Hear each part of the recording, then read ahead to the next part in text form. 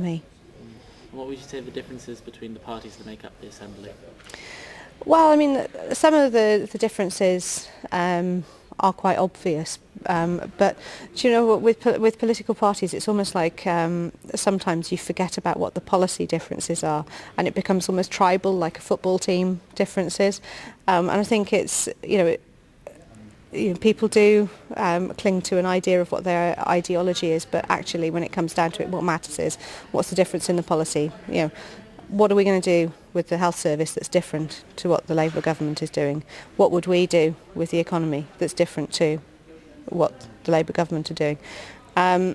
There will be consensus in some areas, but there are things that obviously we disagree on. If you look at something like health policy, for example, there's arguments in the Chamber at the moment about things like setting up a cancer drugs fund, which we've got in England but not in Wales.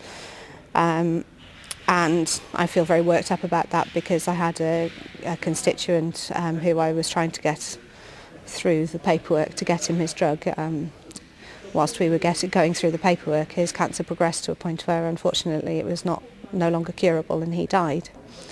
And so I want to see that bureaucracy stripped out so that people aren't dying from paperwork unnecessarily. So that's something I feel very strongly about.